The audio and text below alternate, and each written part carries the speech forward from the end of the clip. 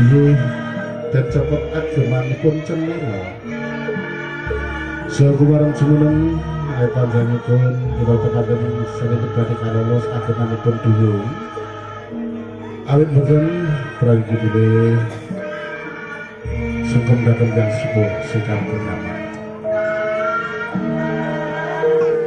Lebih repepeh pindo sapa mantarangan tunggal.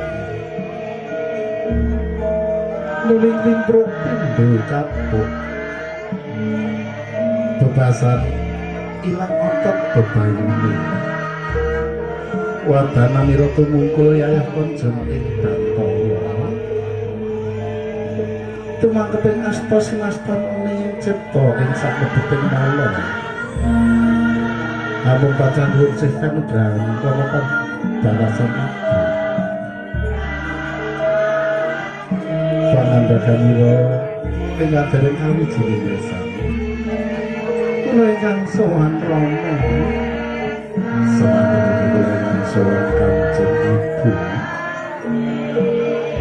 Ingkang sepisan putra ngaturaken sembah pangabekti. Kadung kalian kok melayu cepatipun putra.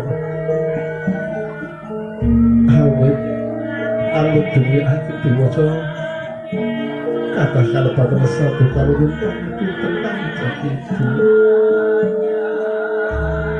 Ingkang kaping 3 putra badhe tambah puja astana. Dene putra badhe kat saking keluargane modalan iki. Dan putra bakti panunta dari semua piyambakan jeneng Gilir aku mantri anggene bisa tenaga ngaras padha ing pepadane Rama dalasan itu.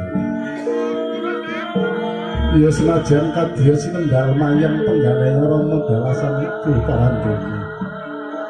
Rama dalasan butan sah paring tujo pasti. Pangandikan ira kanthi anis. Iya mungkin tak tompo kang dadi pinten kemirayan tak suruh kemarang Gusti kang maha kuwasa muga tansah antun runtuh karunia ya